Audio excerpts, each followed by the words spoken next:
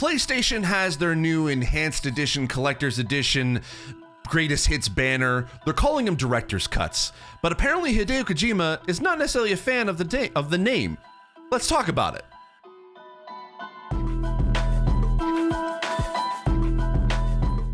So, hi, my name is Steve Saylor. I'm blind, and if you're wondering how I'm able to play video games if I'm blind, if you take a look at the video here and the video's not there, click the link in the description down below to see exactly what I see when I'm playing video games. I'm trying a new style of videos for my channel here because I kind of wanted to sort of talk about news that's happening in the gaming industry and just kind of give my own opinions on it that's just outside of accessibility, but I'll always add a little bit of accessibility in there because, you know, it's me, so I want to be able to do that. If you want to be able to see more of these videos, make sure you hit the subscribe button. That'll really help me out. So let's talk about PlayStation. Let's talk about Sony and their new sort of director's cuts of their new upcoming games. Essentially kind of replacing, I guess, either the greatest hits or collector's edition or enhanced editions of games that they're currently being released. We have Death Stranding and Ghost of Tsushima coming out this year with director's cuts. And we're starting to kind of like at least learn more about them as we go. And it's kind of interesting how they're going about it, but also as well, Hideo Kojima doesn't necessarily seem to like the term director's cut. And I want to bring up a tweet that actually Kojima put out literally as of this recording, literally yesterday, that I wanted to be able to share with you. It's a small little Twitter thread that he posted where he says a director's cut in a movie is an additional edit to a shortened version that was either released reluctantly because the director did not have the right to edit it or because the running time had to be shortened. He continues on to say, in the game, it is not what was cut, but what was additionally produced that was included. Director's plus, question mark? So in my opinion, I don't like to call quote unquote director's cut. Now, I get that. Essentially, when you think about a director's cut in regards to films, you kind of see a theatrical release that actually has doesn't have deleted scenes, or at least the full version of what a director wanted. Because they had to cut stuff that was for time based on studio suggestions or producer suggestions, just to kind of make the movie a little bit tighter. And then if the movie does well, or if it's a well-known director, then essentially they'll create something like a Zack Snyder cut or a director's cut or a final cut, a Kubrick cut, whatever, of the final version of the film to be able to kind of create this new sort of revenue stream for the studio.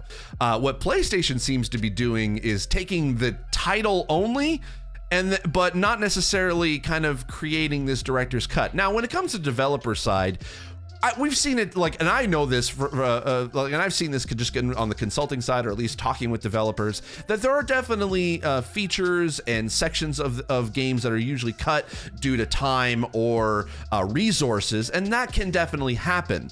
But when it came to Kojima's Death Stranding, when the announcement was made there was a director's cut, my first thought was, wait, if there's going to be a director's cut, what was it that Kojima cut from the first version of the game that he's now including in director's cut? And now we have confirmation that essentially Kojima is saying, no, this is not stuff that I cut from the game. This is literally just additional stuff that was produced for this version. So in a way, a director's cut in a gaming sense doesn't really kind of make sense. Now, I want to touch a little bit on sort of how, like what is sort of Sony's thinking in regards to this, because essentially what we're getting in both of these director's cut is additional features, is additional content, and then depending on sort of which version you're getting, whether it's the PS4 version or the PS5 version, it also depends on kind of like which PS5 upgrades you're going to be able to get. I won't get into it because it's really, to me, it's still very confusing, and there's also some pricing structures that are a little bit weird when it comes to Ghost of Tsushima that I'm still not really clear about, and I've read it over and over again a few times. So and don't worry, I don't want to like necessarily anyone to explain it in the comments below. Basically all I know is that essentially that there's new content. I'm gonna buy both because I want to be able to play both. I've played Ghost of Tsushima myself. I haven't finished the game yet, but it is definitely on my to play list to be able to kind of get back into. And with the additional Iki Island content and just additional new features and upgrades for the PS5. I'm interested in that. Death Stranding, I have not played myself, but I do have a PS4 copy of it, a physical copy. So I'm going to definitely upgrade to the PS5 version when that comes out a little bit later this in a few months.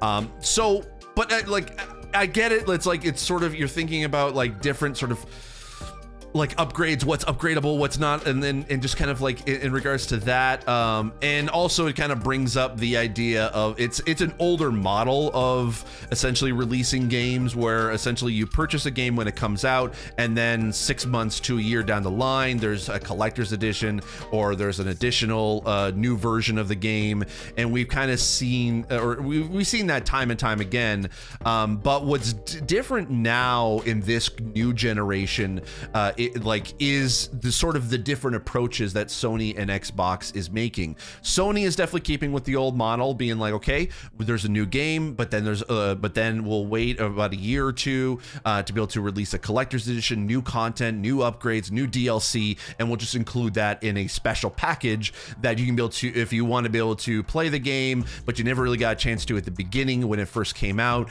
you can buy this new version that has new content, and you have essentially the full version of the game, including all the features and DLC that they've released in between that time. But when it comes to Xbox and how they're doing it, at least in regards also to the upgrades from the previous generation to the new generation, is that they're releasing new DLC and enhanced versions of those games completely free. It's part of their smart delivery service. So for instance, I wanted to be able to jump back into Sea of Thieves, but I remember when I first got into it, I hadn't played it on my Xbox One S. So I'd already had that when I moved from my Xbox One to my Xbox Series X. I already had the game installed on an external hard drive. So when I moved it over to the Series X, it was already still there. But when the new Pirates of the Caribbean content came out, because they were releasing that for free, and that was part of their season pass that Rare was putting out, but then also they were enhancing it for Xbox Series X and S. All I had to do was just download an update, and basically I was able to start back up in Pirates of the Caribbean without having to worry about which version of the game that I currently have, whether it's the enhanced version, the collector's edition, the base version of the game, is the new am I downloading new DLC? Like there was none of that confusion, because it was just download a new update and I'm playing it. Or technically I could have just literally just jumped into cloud gaming and the latest version is already on there, and I could just jump in and within seconds being able to play the new Pirates of the Caribbean content. So it seems that there's two different strategies going on here, and I get it. I get what Sony's trying to do. Adding a new revenue stream and additional money for games that essentially not, like, there's people buying them. They're always in the new, like, they're always in the top selling games list for PlayStation exclusives. But like being able to get a nice little jolt of income is something that companies will always want to be able to do, and just kind of when they're re-releasing new products or new software or whichever. So I totally get that it's definitely a for-profit thing, and the benefit of is that we do get new additional content, but it's just interesting to see the two companies in their stances when it comes to new upgrades or collector's editions or new additional versions of games. Now let's talk about the accessibility side. Will there potentially be better accessibility for these new director's cuts?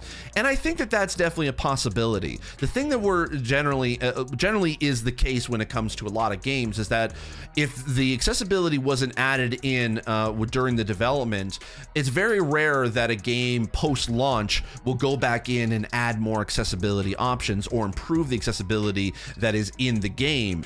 We're starting to see a little bit of that with some studios wanting to be able to do that. Sucker Punch is actually one of those studios for Ghost of Tsushima. There have been several updates that they've released that have added more accessibility as they went along. They've added it into just patches or updates, but then they've also added into content updates when they they released Legends last year. Like, there was a lot of stuff that was currently being added, and this director's cut is no exception. They're actually even adding more accessibility options, including the ability to be able to remap controls, which is something that Ghost of Tsushima has lacked since launch, but now they're including that in. The difference is, at least with this, is that all the accessibility updates that they're including in Ghost will just be available to all players. You don't have to pay to get access to these accessibility options, which is a good thing. So with that being said, there is definitely a potential opportunity for studios to be able to add more accessibility or improve accessibility, because then if they're already working on the game post-launch, they do have the time and resources to be able to go in based on players' feedback and be like, oh, okay, let's improve this, let's add this feature. We couldn't have time to be able to include this when we were making it, but let's add it in as we can develop it further and add it into a future update. Now, we don't know whether Death Stranding will have any accessibility updates to it. That information has currently, as of this recording, hasn't been released as of yet. I do hope that they increase at least the font size, because that was something that was a player complaint when the game first came out, and hopefully that is something that they were able to improve on, or at least saw the player feedback being like, oh, okay, let's go in and actually improve the font size. I hope that that's something that they will include, and also that it will be a free update to all players, regardless of whether you're playing the base version of the game or the director's cut. I mean, basically what that comes down to is that this potentially could be really huge and really a good thing for accessibility moving forward, regardless of director's cuts or just enhanced versions or new updates. So that being said, in conclusion, I don't know if director's cuts are going to be are going to be a good thing moving forward. Right now, it just seems like it's kind of in name only for any additional DLC or additional enhanced versions of the game. I like the name of it. It's kind of a cool thing. It is a bit confusing because we think of director's cuts being deleted stuff and that's being added in, but in reality, it's just additional stuff that's being produced for the new director's cuts. So there's going to be a bit of confusion for that for the time being, but I'm interested. I want to be able to see what these two new director's cuts are going to have, and whether or not is it worth the price to be able to improve those, or would it have been better if it was just free updates moving forward. All right, that's it for me. Thank you so much for watching. I really do appreciate it. If you want to be able to have any, you want to be able to suggest any topics that I should talk about in these new kind of style of videos, or anything that you want to be able to, for me to be able to discuss and give my opinion on, that's not necessarily accessibility related, I'd love to be able to know. Let me know in the comments down below. If you like this video and you want to see me do more of these, click the like button. Also hit the subscribe button to be seeing more of my videos, and hit the bell notification icon to be notified when new videos come out. Thanks so much for watching. I'll see you in the next video.